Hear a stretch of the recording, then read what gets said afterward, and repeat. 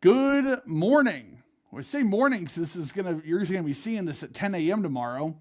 So first show in the new studio, Studio 25, we're calling it. It's a good number, good studio. It's a shed on my property. It's not. I have two sheds. One shed, there's a bunch of dead squirrels in, and like the previous occupants like threw away a bunch of trash in there. If the wind is coming from over there, you can smell it. Why didn't you clean it up yet, then? Dude, I'm not going in there. I'm not going in there. We call it the murder shed. Okay. And like, I had to go in there once, like, cause something like, I thought there might be like a small fire in there. I couldn't get within 20 feet of it. So I had to go inside and get like the Vicks Vapor Rub and like Silence of the Lambs, Silence of the Lambs when they're getting the body out of the river. I had to put it under my nose to just go like to get inside there. And I still it was awful.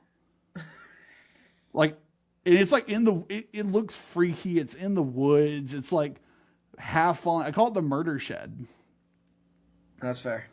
I would not put my worst enemy in that shed. Like, I would, like, if it was spend the night out in the wonderful winter evenings in New Hampshire, like outside or in that shed, I'm taking outside. I'm taking outside. I think freezing to death would be preferable to whatever happens in there at night. So, but no, we're in the good shed with the power, and I got a mini fridge. Hey. I sniped one off Facebook Marketplace today. So got a mini fridge, got a 40 millimeter grenade here, and Not got a live piece of. Is it a live grenade? No. Okay, It's for the ATF, all our friends in the federal government. It is disarmed. Yeah. There you go. Yeah. just Don't gotta call the show 'em. You ATF gotta on me, show 'em. please. You had to show What? them that. You had to show them that it wasn't a live grenade. Oh yeah. No, we comply with all the federal regulations on military grade explosives here. We believe in all that on this show. We condemn in the strongest terms imaginable any attempts to collect live 40 millimeter grenades. So that's my position on that.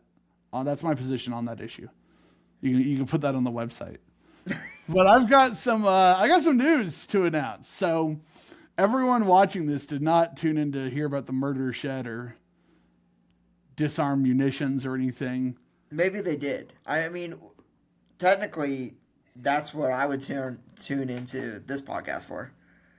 I think if you tune into this podcast, you tune in for whatever you're going to get. That's a valid point. We don't know where the train is going. It's the mystery box. It's the $50 mystery box off the minor league baseball website. You don't know if you're getting a Rancho Cucamonga hat or a Greenville Drive hat. You just hope you get something, and we're bringing that something to you. But I do have some news for you, and this is some breaking news. So it is 10 a.m. when you will be watching this tomorrow, all you being my audience.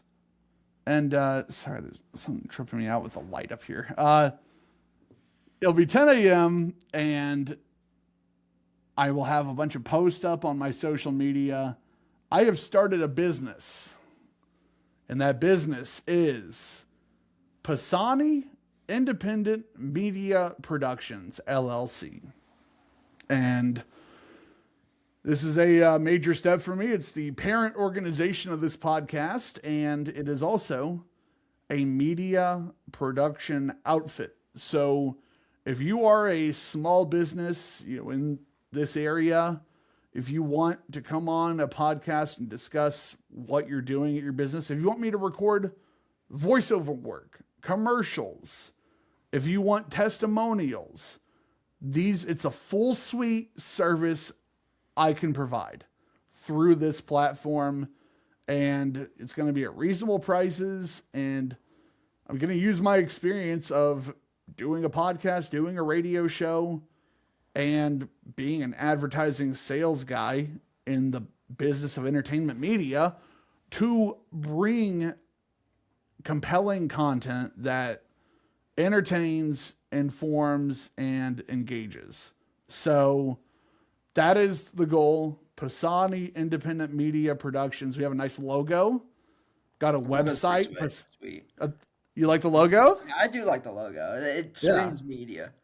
Oh yeah. I got a very like 80s motif. Yeah. With what I'm doing. I try to be consistent. I try to build a brand here. But we have a website, posanimedia.com. If you are interested in doing a commercial or a testimonial or something with me, reach out at alex@posanimedia.com. That is ALEX@POSANI media.com. This podcast now has a website, 2525degreespod.com. And always a good thing to check out my website, alexposani.com, to see what I'm up to these days. Some more news. This show is always going to be on YouTube for the video part.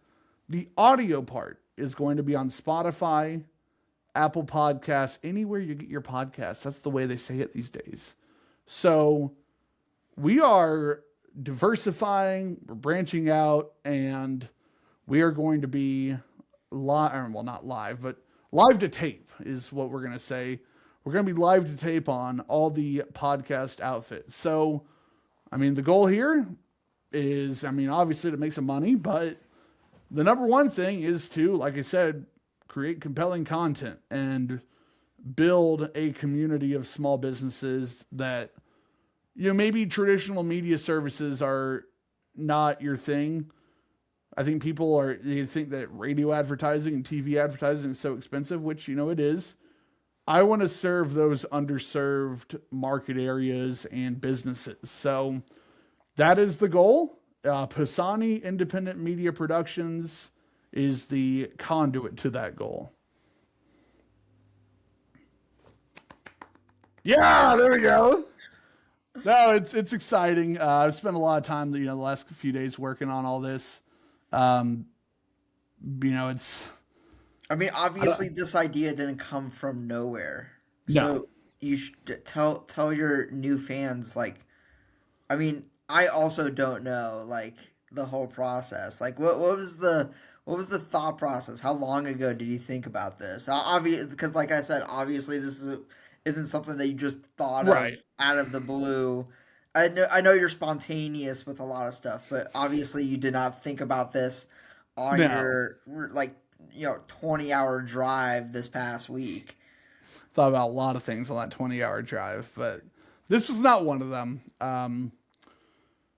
Well, honestly, still not quite at liberty to say what happened at my previous media outlet, but the reason this podcast started was I needed an avenue to do a daily show that I had been doing. And when I started this show, I had the idea, do we want to sell advertising? Do we want to, monetize it? And that is something I want to do.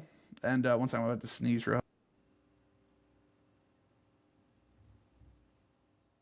That's good. That's always great for podcasting. So when I was starting out, that is the goal. I think I said from the start, I want to get subscribers. I want to get viewers. I want to make partnerships. And I guess the thing is that I got to thinking around the time that the turbulence happened. I guess that's the phrase we're going to use because I'm still not quite at liberty to say exactly what happened.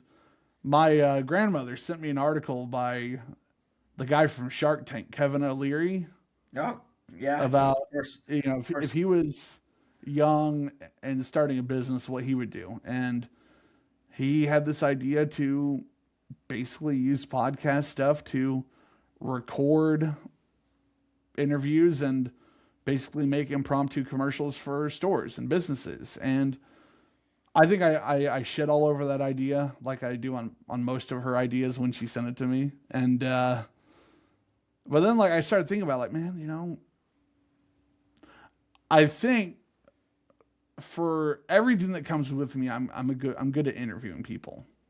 I'm good at telling a story, and I'm good at enabling people to tell their stories and giving them the right questions and the right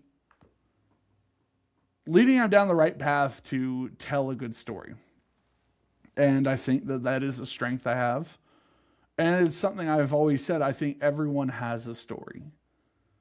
Some people are going to be like, you're going to have guys who played Major League Baseball for 20 years. Mm-hmm.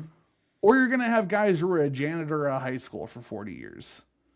Everyone has a good story. It's just about how you tell it. Yeah, and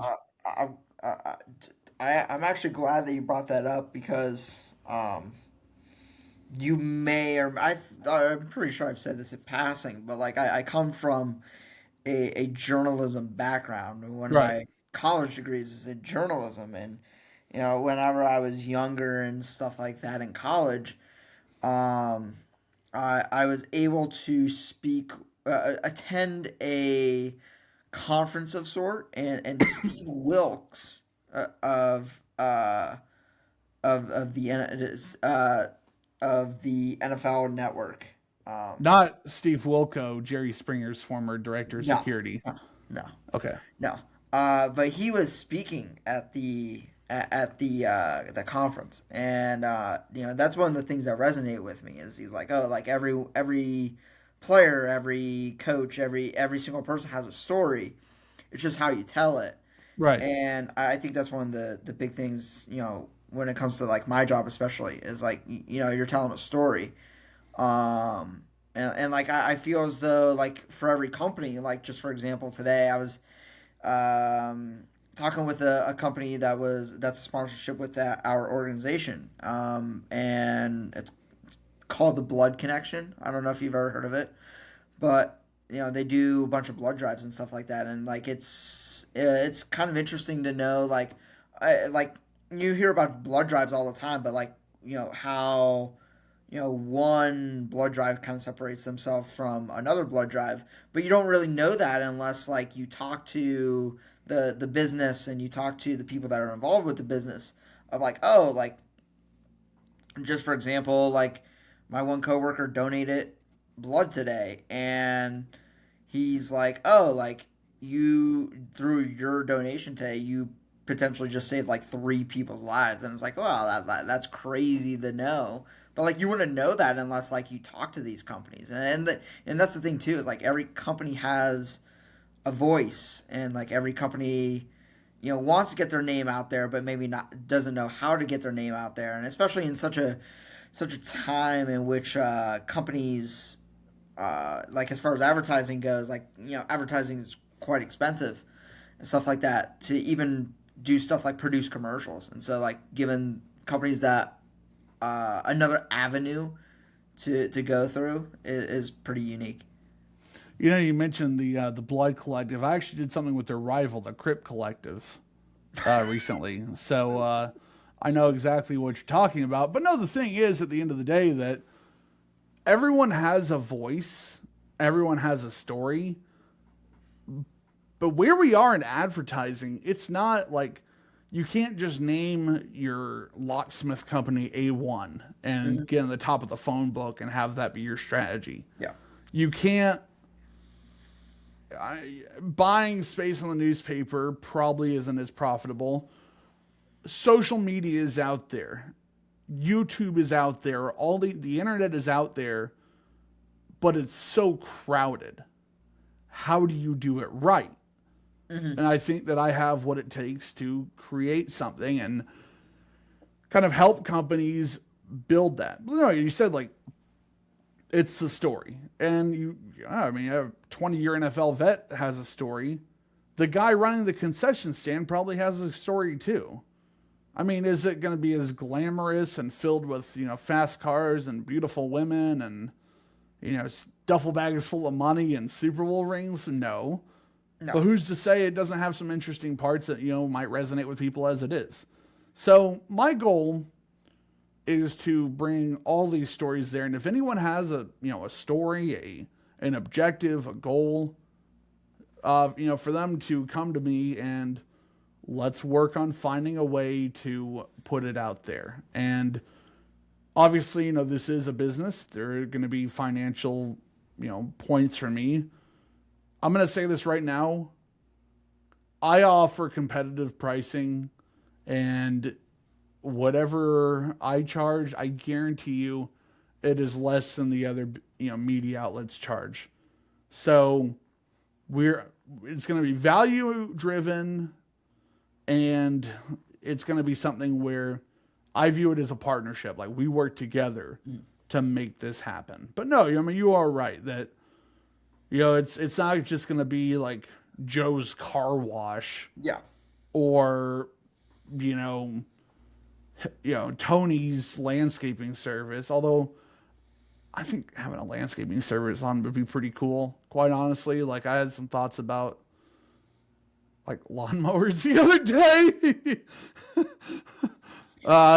No, that might be the dumbest thing I've ever said, but I will say this, like, I feel as though, like, I've never done like advertising and stuff Right. like that per se, but like I've created content and I've created like graphics and stuff like that Right. for companies, or like the signage that's in our ballpark now. Like, I helped create some of that signage and stuff like that, and like it's in a weird place right now Yeah. where With AI and oh yeah, like the yeah. AI is running just rampant now. And it's so noticeable. It has that Yeah, sepia tone and yeah, and see that's the thing too, is that I'm one thing I'm very happy about over the course of the last year as AI has improved is that people have started pushing back more and more. Like, oh how many yeah. times are you watching YouTube and like you hear the same AI voice and you're like, oh God, like skip, like Yeah, immediately no. skip, and it's like you want, like, again, marketing and advertising is in like a weird, very very weird situation right now. Um, and bringing more human life to Right. marketing, I think is what is needed at the moment. Um, and I mean, I think the other thing too is like companies don't want to go to an individual to make a graphic anymore because it is expensive. And, people don't want Right. to go to voiceovers because that could also be expensive. And um, you know, having competitive prices, I think is that's going to be that. Finding what the competitive price is always the hard thing. Knowing Right. what your worth is always the hard thing. But the one good thing is that, like, I know you for sure. You're never going to use AI on anything. Oh, no. If I can't do it without AI, then I'm just gonna figure out how to do it. Like, Yeah. I started using Canva to like design. Like, my logo was designed by Canva. I don't have any sort of like graphic design thing. It's been like process of trial and error and figuring out how to do. Oh, breaking news! James Broadnax just executed in Texas. What? Convicted of killing two Christian music producers outside a Garland studio in 2008. He has just been executed in Huntsville. His last appeal was declined today. He was executed at 7:58 Eastern Time. Okay. He married his partner at 4:50 p.m. today. Tiana Krasnicki.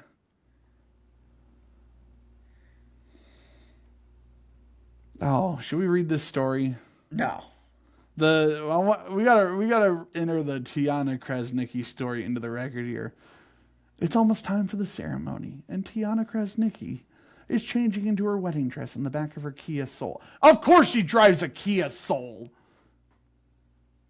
Of course. She married a guy on death row today. That she knew was going to be executed today.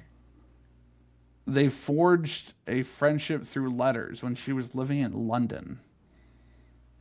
She found Broadnax while researching racial disparities on death row. It only took a few months, she said, to fall in love.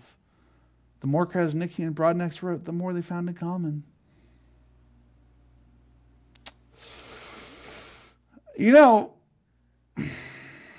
obviously, like, I don't know your thoughts on the death penalty here. Like, can we take a position statement here? I have thoughts.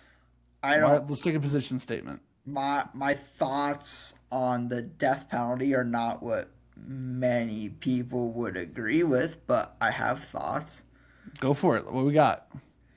Okay, well, I don't, like, I'm of the mindset, like, you know, that the death penalty is reserved for, like, the worst of the worst. Right. Of course. But as far as method of execution. Oh boy. Here we go. I don't believe in the lethal injection. I also do not, well, of course, like the electric chair. They don't do the electric chair anymore, but didn't believe in that at all.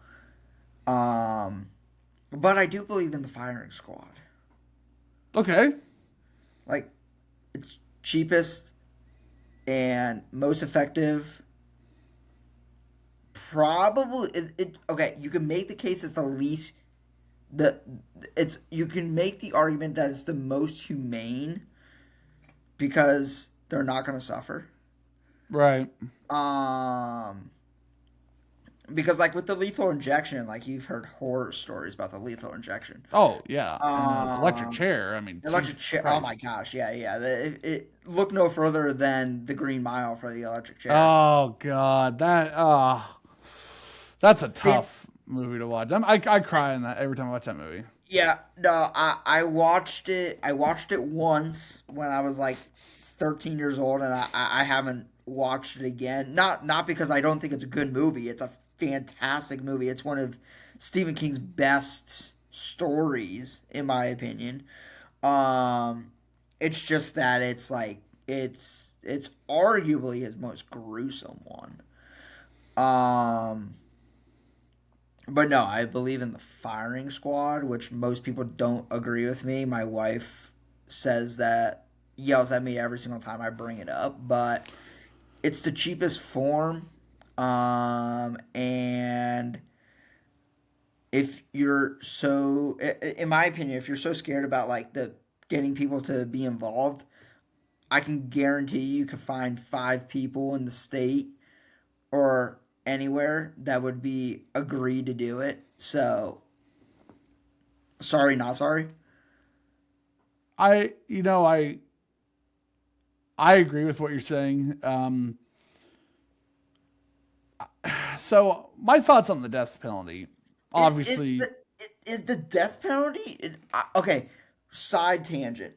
Is the death penalty the hardest, like, moral thing to argue about?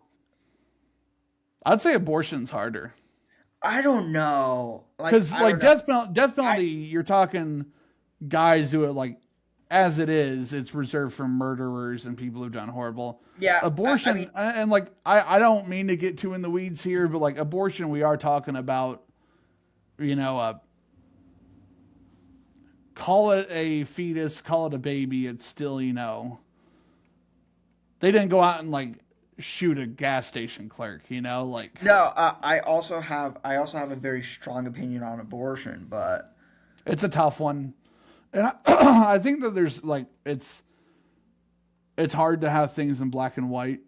And, like, I think there's so much gray area to so much stuff, like the death penalty. Like, I'll tell you my thoughts on the death penalty. I think it should be reserved for the worst of the worst, but I think there's an inherent level of hypocrisy when you have people talking about, like, the most humane ways to execute a death row inmate. We're talking about state sanctioned violence, the state taking the life of somebody. And we're worried about humane here. And it's like, yes, firing squad is most humane. And obviously you want you don't want to inflict unnecessary harm. But it's also like, if we're killing the dude, like, like the end result here is like what we're worried about. But no, like I've had some thoughts on the death penalty before. I think that firing squad is the best way to do it. But I've had the thought of, and this is going to be a controversial statement here. Like this might get the people going. I have thought that death row inmates, once they have exhausted their last appeal, be given a choice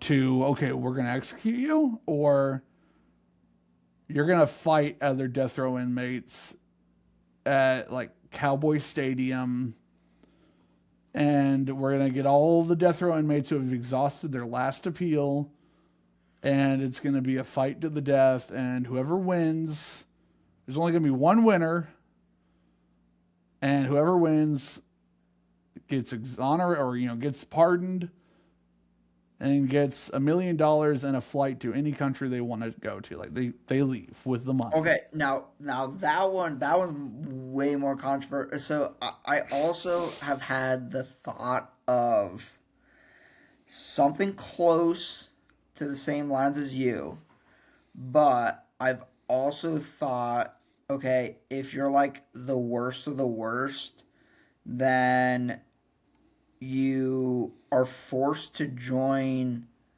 like a branch of the military, and then like it's so sounds. Oh boy, here we go. You become like then it's like a super soldier in a way.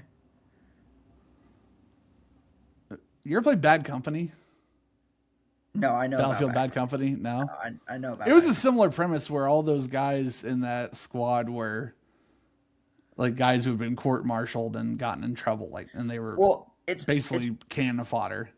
To have a comic book term, it's almost like creating a Suicide Squad, where it's like, okay, you either get the choice of like you can rot in jail, or you can go out there and at least like make somewhat of a difference.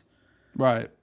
And it's like, no, like you're not going to be free at all, but at least like you can go out there and say that you did a good thing. Now, or you can go of the mindset that which I also partially agree to, where the United States, the like jail system is completely broken, and we need to take notes from like our European allies of like how they do things, because crime rate is like now I will say crime has slightly gone up over the years in Europe, so I'm not going to say that's a perfect system, but it's a far better system than what we have here in the United States, of like a rehab type situation. Because I feel as though like whenever they're thrown into jail and stuff like that, like jail's given such a horrible name, and like that causes the people to then treat other people horribly in jail because of that bad name that's been given, just throughout time. Now, is this an easy fix? No, this is like this would take place over the course of a decade, but if that. If that, probably even longer. But like, I think because like, just think, it's like we have people in there for like petty crimes, Right. Like, just send them through send them through rehab, and like most of the time, like some of the times, it's not even like their fault. It's just like the system they were placed in. Like, you know, it's unfortunate that like in Philadelphia, like crime is rampant in Philadelphia, and really just all throughout Pennsylvania. Where I'm originally from, and like if you look at where the crime is happening a lot in Pennsylvania, it's in the low income territories, and it's like, okay, like for a lot of these young people, it's like it's the life that they were placed in Right. through just decades of like just poverty and everything along those lines. When you feel And like the like, system doesn't work for you, what incentive do you have to operate within the system? well, that's exactly it. That's exactly, and I know like it's like a really deep conversation, but like it's a conversation that is not had enough in this country. Of like, again, to go back to Europe, it's like Europe's not a perfect system, but like at the same time, you know, you go to other countries that are like you go to other countries that are to the degree of the United States, or like how people compare the United States to. And like you look at those countries and you walk through those countries, and it's like you see more rundown buildings and Right. more you know under like under what's the word I'm looking for, like you're looking you have more poor areas in the United Right. States compared to a lot of these countries. And so yeah, like the crime rates and stuff like that are lower there because people in these other countries are given more of an opportunity. And like again, it just comes from decades of, I mean, it started out with segregation, Right. and it only progressed from there. So and again, it's a deep conversation that people don't have. And like, don't get me wrong, like there are a lot of people that are in jail right now because they put themselves there. Oh Like yeah. at the end of the day, like they all of them put themselves there. Right. But again, you have to look at you have, and I'm not saying you have to look at every single person's situation, because you have someone like Manson, for example. Like, Manson was just a terrible person. Yeah. That's a far outlier. Like, yeah, those people of course belong in jail. They did that to themselves. Like, grew up in a lot. There are some people that are in jail right now that grew up in nice households and stuff like that. But at the same time, like, I don't know, like there's a story from my hometown, happened like literally 5 minutes away from my house growing up. Kids for Cash scandal, Oh, I remember where hearing about that. Yeah, that was national news. yeah, national news.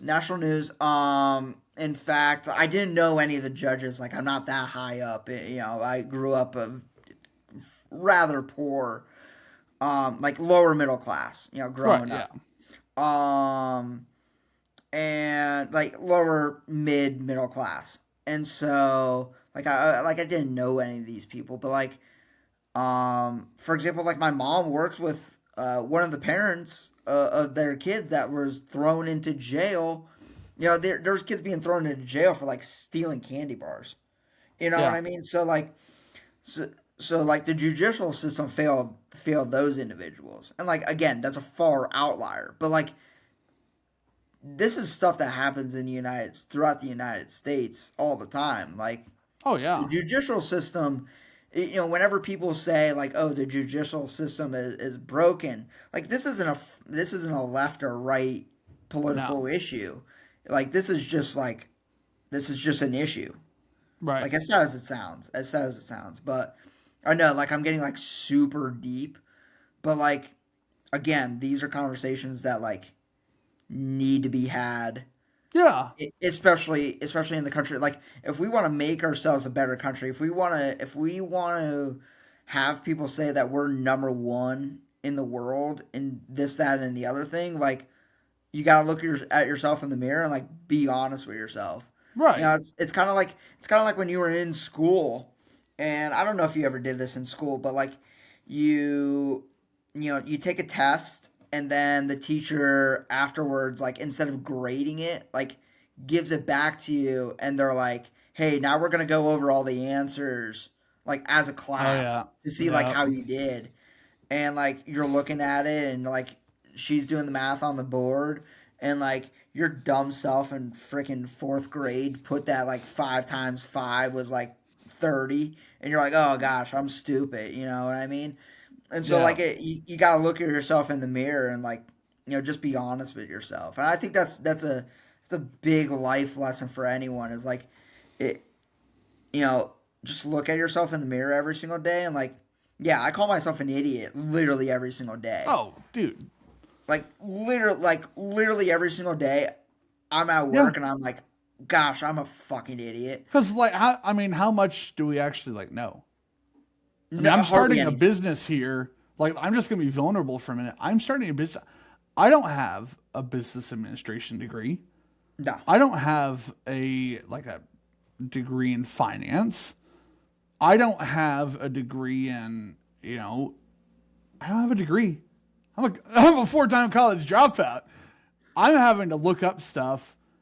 I think knowing that you don't have all the answers and knowing what you don't know is so important, because that's when you can start to learn. When you can call your own foul, when you can spot your vulnerabilities, it's like, okay, this is where I'm going to improve. This is where I'm going to work to get better. but like I also feel like going to your college point. I feel like we're also in a time like I feel as though we're getting back to a time in which a college degree is great, but at the same time, like it's more of what you know, not like it's more of like what you know from like street smarts Right. rather than like book smarts. It's more about how to apply what you know versus just what you know. Yeah, and like just for example, I went to college for 4 years, and yeah, I learned some things, in college throughout those 4 years. But at the same time, I did journalism and communications for my majors.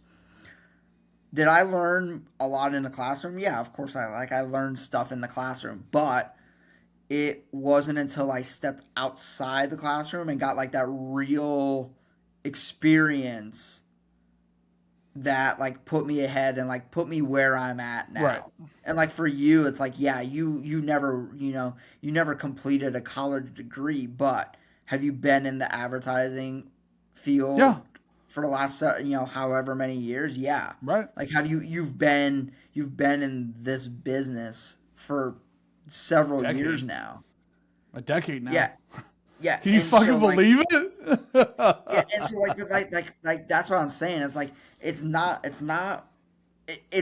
going back to like the original roots of like kind of like when our parents were growing up, where it's like, Yeah. yeah, it's great to have a college degree, but like I even saw it when I was in school. It's like there's people our age that are pushing back upon that college degree, Yeah.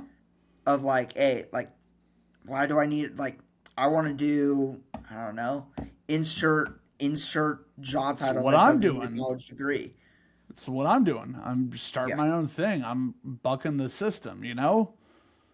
And I think a college degree is helpful. I think it's obviously learning is important, but learning can be measured in so many ways other than, a piece of paper on the wall and 60 hours of college credits and $75,000 every year. I've learned a lot from just shutting up and listening to people who knew what they were talking about Hmm. talk.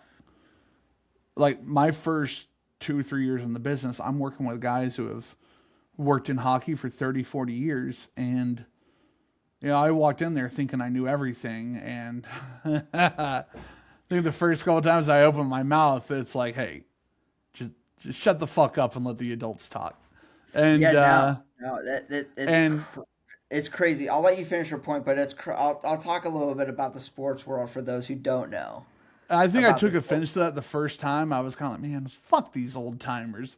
But when I decided to actually like try that advice out, it's like even the stories they tell that are like for fun, there's stuff to be learned from it. Like, I mean, that was the best advice I could have ever gotten. I mean, and like it's funny because like last year with the Fisher Cats, I think early in the year I had a realization that of our staff, I was the longest tenured guy in sports, wasn't I? Yeah. And I was like, fuck me. Like, oh my God. I'm an old ass man now. I'm losing my hair. I'm just like, fuck. But no, it's like one of those things where it's experience and knowledge and the little things. It's not always in a textbook. Yeah. Yeah. No, and I think especially in sports, the worst thing that you could possibly have going into the sports world is arrogance. You're never No. you are never ever going to succeed in sports if you have arrogance, or if you're, it's a good thing to be like have Right. self-confidence, but there's self-confidence to an extent. And like, whenever I entered the sports world, I was like, oh, like, it's baseball. Like, I've known the sport my entire life. Like, I grew up in Right. the sport. I know how it all works and everything like that. And then I actually like started working in baseball, and you're like, wow, like the way that you knew the game is not at all how it works. There's knowing the game from the stands, there's knowing the game from the dugout, there's knowing the game on the field, and then there's knowing the game in the offices. And all of those are different from each other in so many different ways. But the things you pick up in each one of those, you can use in different, like in the hockey world, I take a lot of, what did I enjoy as a fan? What did I not like as a fan? And I use that for game presentation stuff. Like what I go to games a few times a year to see what other teams are doing, to see what gets the crowd responding, to listen to the music that they're playing, hear like what are people enjoying these days? And that is valuable input as a fan. There's other stuff I learned on the inside that I would never have learned as a fan. Kind of changes the way I look at things as a fan from time to time. Like I'm sure. Do you remember what was that promotion in Salem? What, in The Salem? the the one where there's supposed to be like the maracas. Oh, yeah, So yeah. that went sideways, and it probably left a lot of people wondering what the fuck were they thinking. But what they probably didn't think was if they don't find some way to do a promotion and attach the sponsor's name, they're going to have to write a check for a make good. Oh, And that's money out of 100%. the team. So 100%. even making it work in the worst and most just like what the fuck way, if the check still clears, that's No, the thing. And I I wouldn't have actually thought about that as a fan. I actually have an example that's a fantastic example, that happened last week actually for our first homestand. Is that we had a company come to us and they're like, "Hey, you didn't do our promotion." I'm not gonna name companies and stuff like that. That's The just Crip not. Collective. Yeah. And You didn't bring the so blue bandanas. Snoop Dogg didn't sing the anthem. so we had a No company low come riders to in the us. parking lot. We had a company come to us and they're like, "Hey, you didn't do our promotion." And so, my boss is the person that's in charge of the partnership activation. I hate And that word so much. no, partnership Activation. activation, like it's partnerships, it's I sponsorships. know. I hate activation. It's. No, yeah. Activation was not his job title. There's no I like know. I know. I see that word everywhere now, and I think that like that word has always been around, yeah, but it was now you're seeing it like on the public forefront. And it's like, yeah, we're yeah, hey, it's the fans are the products for the marketing. Well, like the fans aren't the consumers; they're the products for all these for all these businesses that are buying advertising. yeah, Yeah, that's the thing. yeah. There's the discussion in radio is who is your target like audience? Who are you selling radio to? Are you selling it to the listeners, or are you selling it to the subscribers? Who's the consumer? Or the advertisers, the commercials, not subscribers. I don't know why I said that, but Yeah, yeah, like your audience isn't paying to listen. Your advertisers are paying to be heard by your audience. So who is the consumer here? I would still say it's the fans. Like I would still, because like at the end of the day, it's like yeah, like a company pays a certain amount of money, but like at the same time, just for example, there's a couple companies that are here that are very local companies, and like you like probably wouldn't have heard about them unless you like saw them pay for that sponsorship, you know. Um, so like I would still say it's the fans that are consumers because you're still consuming what what the company is offering, Right. and you're hoping because what a sponsorship is at the end of the day is that you pay a certain amount of money in hopes that you make your money back that you paid for that sponsorship, and it's like that for everything. Like Right. whenever you buy a new laptop, for example, you're hoping that it lasts long enough that you're like, oh, like I got my money's worth out of it. Um, it's like that with anything. Right. Like just for example, my buddy always says with a new video game that he buys, he says that let's just say it's a $60 video game, which just doesn't 1 hour for every dollar he spent. bingo, That's my rule. That's my bingo, rule. yeah, yeah, I yeah. have that same rule. So you have that same rule, yeah. Like every Yes. dollar that he spends should be an hour that he played the game. And I will look at a game and I will read about it and I say if it's $30 and I can't see myself playing 30 hours of it, we're not going to buy it.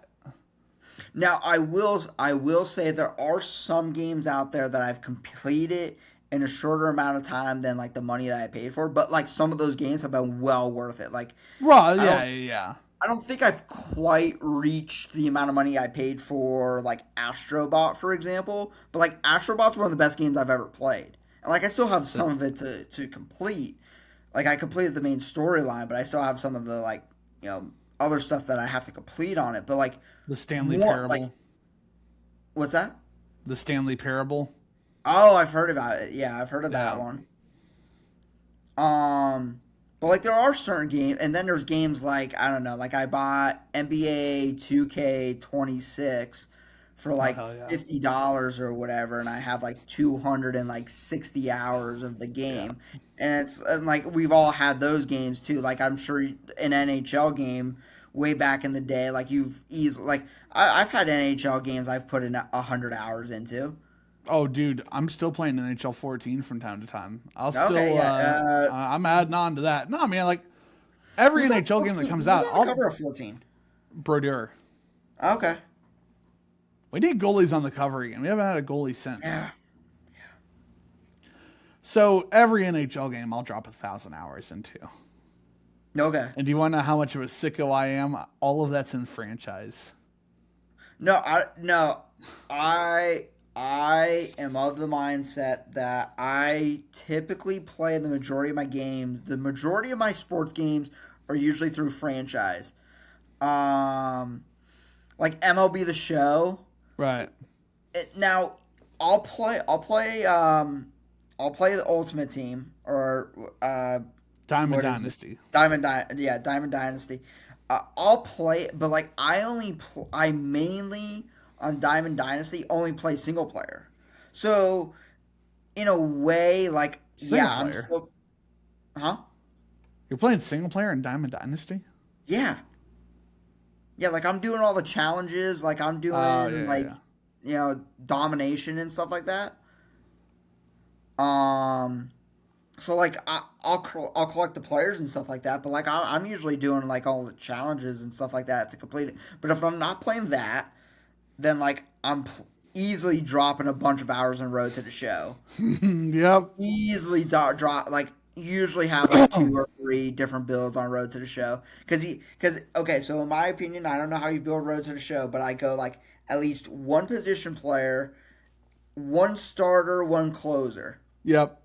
Is usually how I do it because sometimes I want to pitch, but I don't want to play the 8 innings that I'm gonna have to pitch. So I'm like, oh yeah, I'll just do a closer. I'll do a starter. I'll do a closer. I'll do a third baseman. I might like once you get later in the season and I've done all that, I might start a catcher build. Yeah, I've done a catcher build a couple of times. Now the catcher builds I will say are better than they used to be. Because you don't have to call every pitch. Exactly.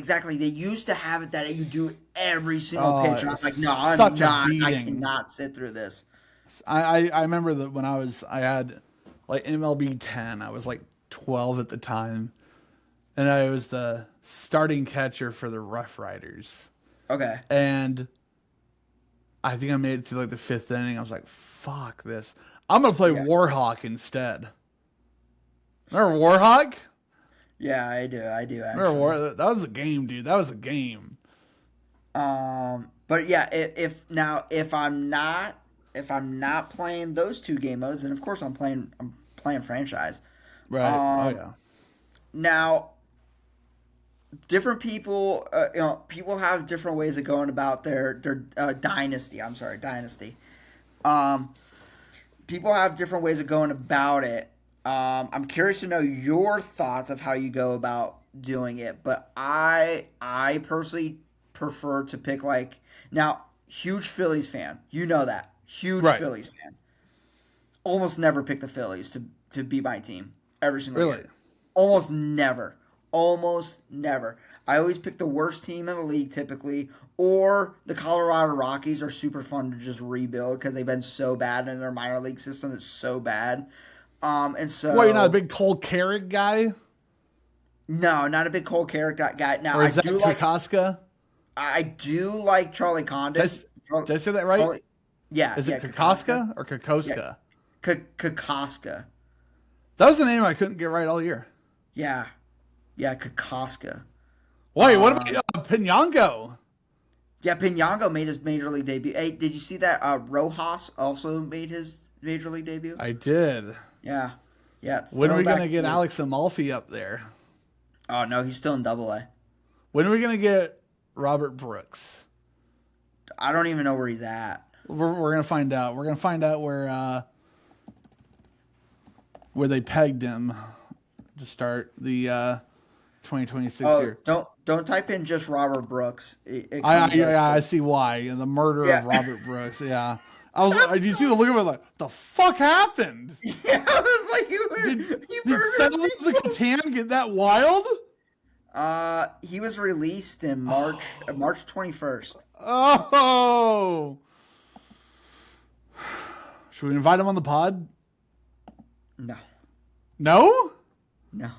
You don't think I could handle that? He's an interesting cat. Do you think I could handle Robert Brooks on the pod? Gosh, now I want to know who else got released. Where's big old Pate? He's in Dunedin. He's eating Joe's Crab Shack. He's still in Dunedin. I think He's in so. Vancouver right now. Is he just is he rehabbing? Like what's going on here? Good old Papa Pork Chop. I mean, he's raking in Vancouver right now. Did you like? Was Papa Pork Chop one of the good ones? Yeah, he was pretty nice. He was one of those people that. No, the nicknames I gave him. Oh yeah, the nicknames were endless. Who else is in Vancouver? Did Jay Schuler? Would you believe that Namala is still in Vancouver? I know we're now getting into baseball, but like Namala is still in Vancouver, but he's raking in Vancouver. I feel like I was unnecessarily judged for calling him Arjun. I don't think it's necessarily terrible. If I see a J in a name I'm not familiar with in baseball, it's an H sound. Okay, that's fair. He has a fantastic backstory though. Yeah, I've seen it. It's impressive. Where's Brent? Oh, Brent LaValle? Yeah. Yeah, he is now in charge of like all of the minor leagues in Toronto. Oh, so he failed upwards. Yeah, I guess you could say that. Yeah, because like he's now like the person that is like the part of like the development. He didn't like me very much, did he? I don't know. He didn't really like a lot of people that much. I don't know. That's a vibe that I got. Did he ever comment on me? No. I'm looking at Dunedin's roster. See who we got. I mean, Dunedin shouldn't have anyone. Victor Arias. Is he rehabbing though? Yeah, he's rehabbing. Ryan Castile is the Dunedin manager, and Ryan Castile, I was at a Mississippi Braves game in 2019, and Ryan Castile was the catcher for the Mississippi Braves, broke his bat, and I asked like this 90-year-old usher if I could have the broken bat. And he said, no promises, but I'll see what I can do. So he goes like back. He disappears for like 10 minutes. Comes back with Ryan Castile, and they taped up like the pieces of the bat together. And he's like, hey, you want the bat? I'm like, yeah. Like, do you mind? He's like, no, just take it. So Ryan Castile, good guy in my opinion. Didn't have to do that. Didn't have to give me the broken bat. Looking at the Fisher Cats roster. Pitchers, Amalfi, T.J. Brock. Did we have Irv Carter last year? Oh, yes, we did at the end of the year. Javen Coleman, Caleb Freeman, Richard Gallardo, Garco, Larkin, Moroses, McIlvain, Munson, Olson, Perez, Kai Peterson, Yandre Rojas. Did we have him last year? I don't remember saying that. Rafael Sanchez. Yes. I still got it. No hitter last year. He did. There was a no hitter 2 days ago. Yes. Gayson, Baez, Gage Stanifer, Watson, Wentworth, Yeager. Our catchers are Aaron Parker, Giovanni Blanchard, Alex Stone, and Patrick Winkle. Alex Stone was there last year. Yeah, I remember Stone. Our infielders are Cutter Coffee. I hate Cutter Coffee. Why do you hate Cutter Coffee? He was so arrogant. I mean, it might have been because his name's Cutter. Yeah, but he was 19 years old when I knew him, and he was drafted ahead of Roman Anthony, which is crazy. But like, just came off as like a douchebag.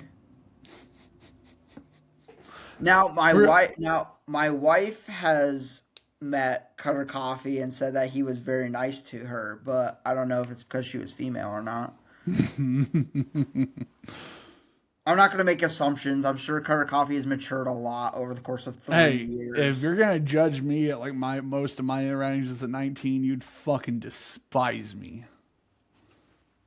K Doty. Okay, Doty's still there. Yep. Nick Goodwin, Jay Harry, who follows me on Instagram. Hey, he's a. So funny story about Jay Harry. So Jay, whenever I would take photos of them like getting on the bus and stuff like that, he always come up to me every single freaking week and he's like, "Hey, make sure you don't get my Zins in my pocket." Because they probably can find if that's in there, right? They're not banned. Might be an organizational thing where they don't want those pictures out there.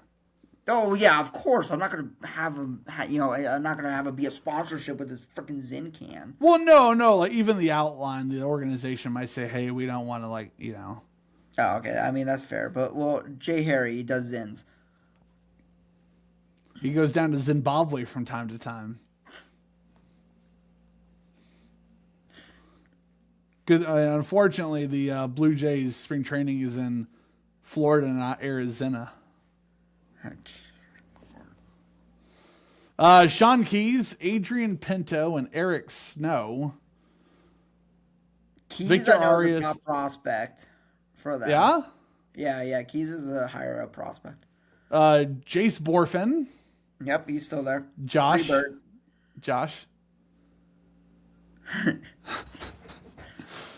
That's still one. I think that's one of the funniest moments of last year. Because that whole game, I'm like saying, don't say Josh. You remember me saying that? Like, when I first saw that, I'm gonna fucking fuck this up.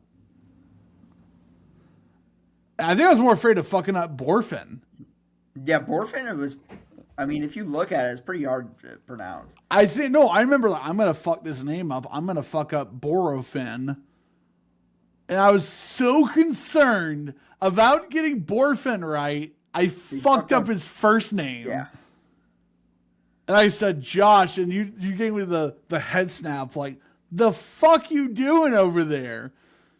And I had a couple of those last year. Should we tell the story of the worst one? No, we're not gonna. Yeah, we know that one. We know that one. We know that one. You remember? Well, we've already regaled them on the podcast. Well, no, that one's not the worst one. Like that one is the luggage shuffle was funny. The luggage shuffle was pretty funny. That one took about 30 minutes to tell on the podcast. 45. 45. The worst one, you and I think both know what this is.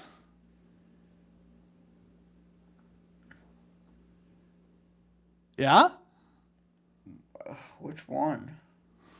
Oh, you say that like I was just doing it 24/7. Okay, let's go down all the bad ones. Josh Borfin was bad. Josh Borfin was terrible. Although it was funny to hear the entire dugout. Come on, Josh. Here we go, Josh. Yeah, that was, yeah. I think that saved it a little bit. What's another bad one? Just all the Peyton Williams ones were pretty bad. No, like the ones that went over the mic. Oh, over the mic. The luggage shuffle was pretty bad, but that was unintentionally bad. Plus, it was like game 2 of a doubleheader that we started at freaking 11 a.m. So I don't think you're remembering the one that like I genuinely like. This is my worst memory of ever doing PA. When I got the number of outs wrong in the 9th. Oh, yeah, that was bad. Thank God that they won. Oh, it's like my chest tightens up thinking about it. Yeah, well, see, I think the worst part about it is like there are already a couple people in the front office that were already pissed off for lame reasons. At me or With like at you, what? with With you, me. yeah. Oh, so you heard from them after that game? Yeah. That was a pretty bad one. Um, I don't know. Like I had a brain fart. Like I'm just gonna say like I don't know why I thought there were two outs. We're gonna edit all that out, but I don't want to do the podcast anymore. no, I I'm got a just- name. I got a name for you that we could put on the podcast as far as like okay. it goes. All right. So if you're seeing this, we edited out all the naming of stuff. So yeah, just had a brain fart. Just got the number of outs wrong. I mean, Yeah, it's like ringing up a guy on strike two, you know? easily. Except a Yeah, lot more visible. yeah. The one that killed me though when that happened was Brent looking up at the press box like, Yeah, that one's pretty bad. Yeah. and you remember after the game I was I mean, you were, inconsolable. you like didn't talk to anyone. I was sitting on the floor just like shaking my head like, were you a little concerned about whether or not I was going to show up the next day? No, I wasn't concerned at all. I have to call for a welfare check at my house. Dude, I don't want to like say, but like, if any moment has made me close to just like fucking doming myself in my career, that's number one. Yeah, I wouldn't condone that, but like, yeah, that one was pretty bad. And then, but then the next day, remember I show up and I had a mojo moment the next game. Remember that, Yeah, you were feeling it the next day. dude? I went home and I called my mentor, like Matt Howell, the guy who trained me to do this. He was the PA guy of the Dallas Renegades of the XFL team. He was my boss with the Stars. And I called him. I just said, like, dude, I'm like, I just fucked up so bad. And he's like, well, what'd you do? And I told him. He just started just like cry laughing. And I'm like, dude, yeah, that's pretty fucking bad. But like, you just gotta like, when are you doing it again? I said, like, about 10 hours. It was like 3 a.m. He said, dude, just go in there and like dial the fuck in, bear the fuck down and get it done. And I think I stayed up all night, like just like getting myself ready, getting myself fucking fired up. And I showed up.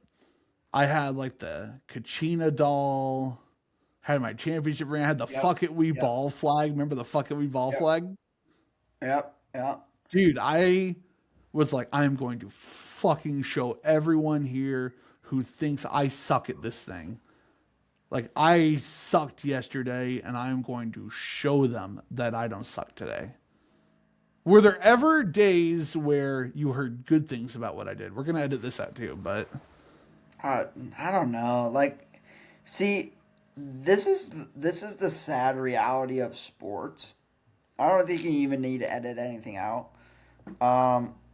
This is a sad reality of sports is that very few times are you going to hear about the good things, and you're mainly going to hear about the bad oh things. yeah.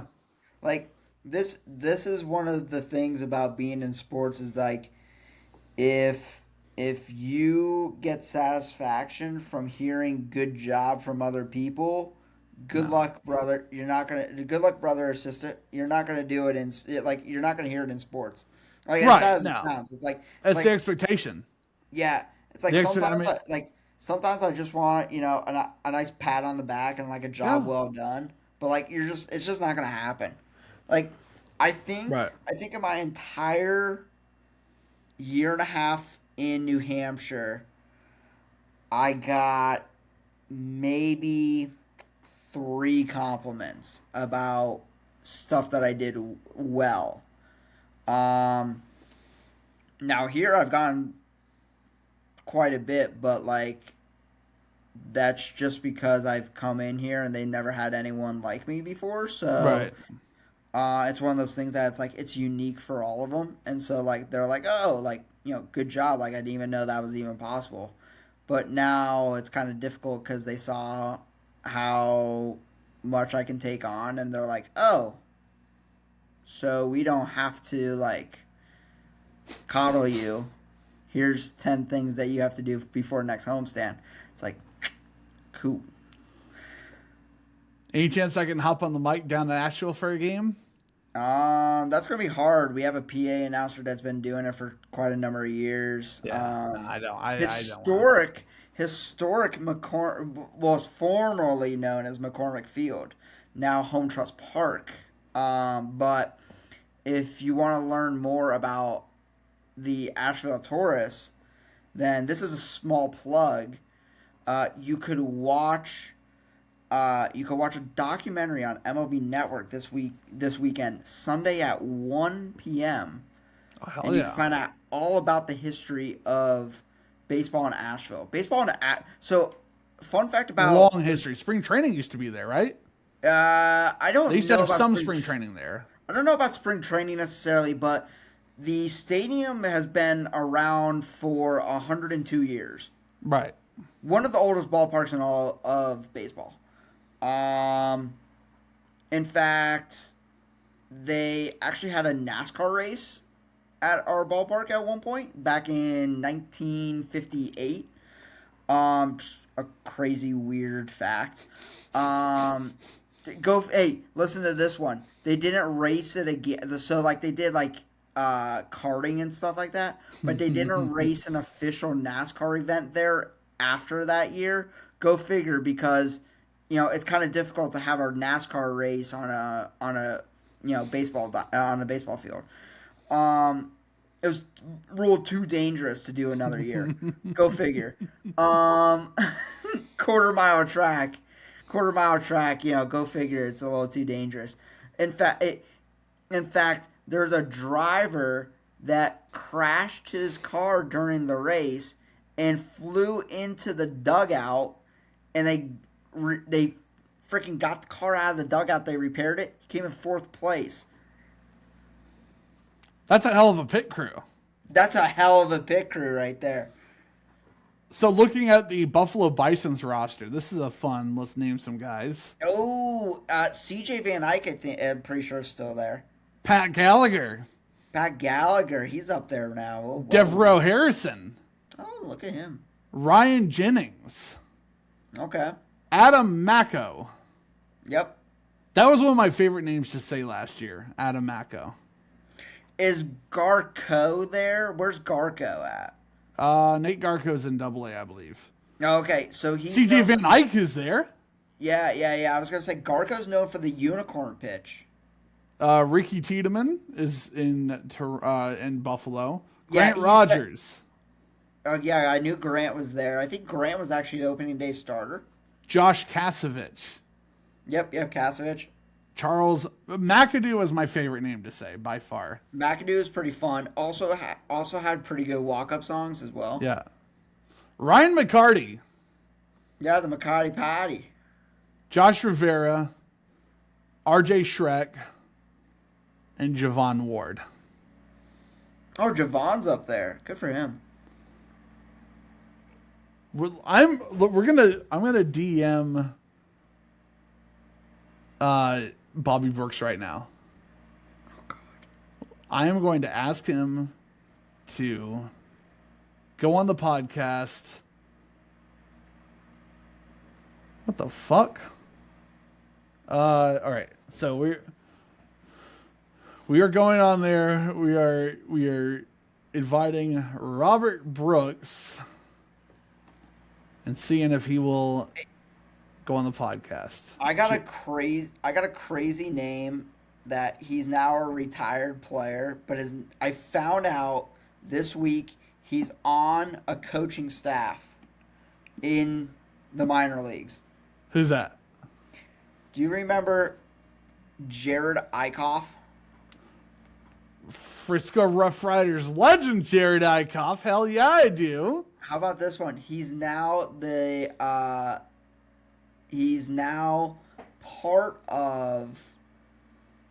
pitching coach with, hang on, he was a pitching coach last year with Pensacola. Now he's a pitching coach with Jacksonville Jumbo Shrimp. Dude, fuck yeah. So Robert Brooks, unfortunately, No social media. no, he's on Instagram. Can't message him unless he follows me. Mm. We gotta find his agent. We're getting Robert Brooks on the pod. Do you think? I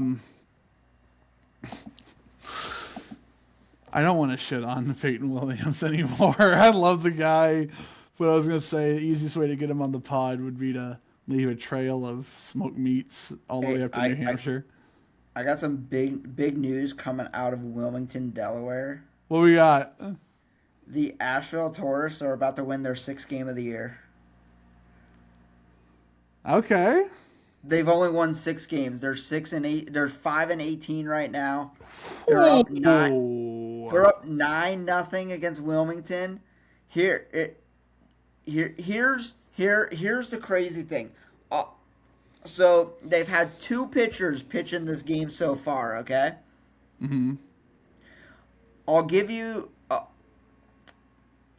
little insight into Asheville Tourist baseball. Is this a good thing or a bad thing? No, it's all terrible stuff. Last week, we, of course, played 6 games. We had 3 games go into extra innings, okay? That's not the bad part. Extra innings, so be it. The terrible thing is that 2 of the 6 games that we played last week that we wind up losing, we gave up a game-tying grand slam home run in the 7th inning or later. In fact, it was the 8th inning or later, because one was in the 8th inning, one was in the 9th inning. So there's a little insight into Asheville Tourist baseball. Now, I'll read off the ERAs of the pitchers that have pitched so far in this game. Oh, no. Our starter... Small sample size, by the way. Relatively small sample size. Let's not get ahead of ourselves here.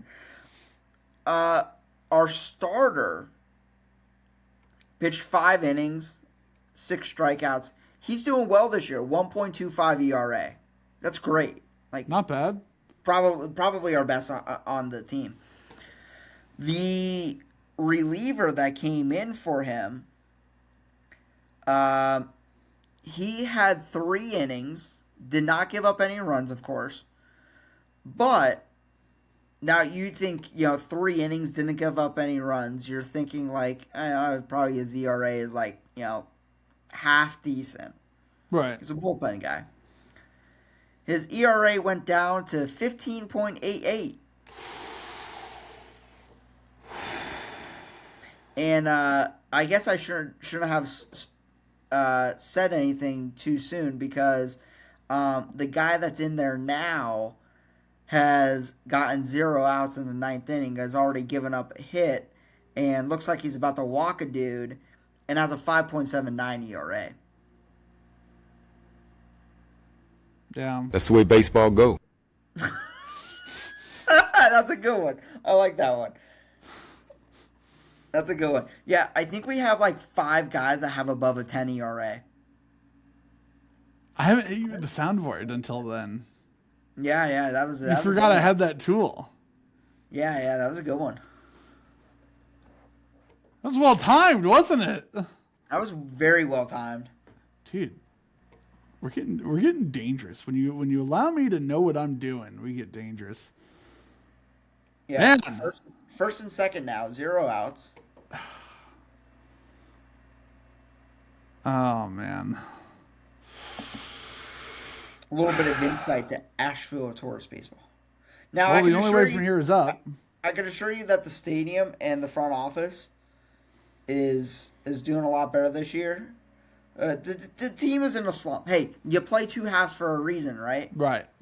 You play 2 halves for a reason. So hey, you lose every game in the first half, win every game in the second half. Hey, if you win the second half, no one cares about what you did in the first half. You still make the playoffs. Oh, I'm looking at these soundboard things, and I just want to have so much fun with this right now.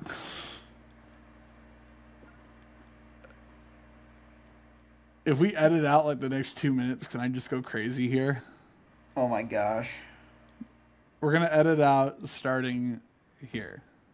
Because I'm a registered sex offender.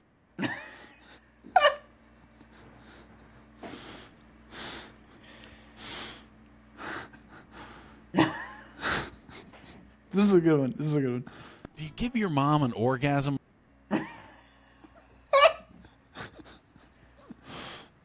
Black man, white bitch.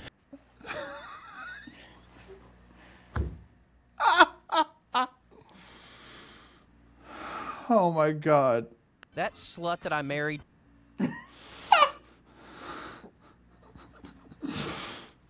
This is too dangerous for me. All right, I'm putting the soundboard away, and we're gonna go back. You didn't. No one heard any of that.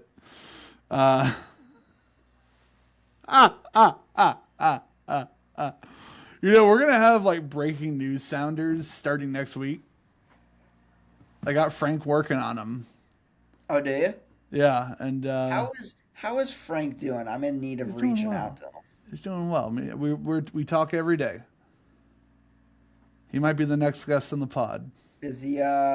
Was he at the Fisher Cats game today? He's there today. Does he work every game now? Almost every game, yeah. I mean, as he should.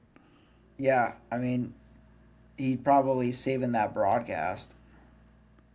They've been on like MLB Tonight a few times. They've doing all right. Bobby Brooks is playing for the Hagerstown Flying Boxcars. Interesting. So I've got, is it Hagerstown or Hagerstown? I don't even know. I've got the email of their director of marketing and communications. Oh dear God. Should we send an official? No. No. We have to. They're probably some guy out of college, and he's probably like doesn't even freaking know. We have to. We have to get him on. His name is Finn McDonald. FYNN. He has experience as a game day staff member for the Philadelphia Union, Washington Commanders, Baltimore Ravens, and Washington Spirit. A game day That's experience. Pretty salty. Has a degree in economics. And was a graduate student assistant for the Maryland Terrapins. That guy is he sounds pretty salty, actually. I looked up their roster. They only have 3 outfielders. That's all you need. What are you gonna do with any more? I don't know. They don't exactly have a lot of position players here. 1, 2, 3. What about DJ Johnson's beard? What's your thoughts on that? DJ? Oh, that's a 10 out of 10 beard right there. Has a little bit of MLB experience, I see too. Yeah. Well, shit, I gotta hit it. I'm gonna run to B-dubs.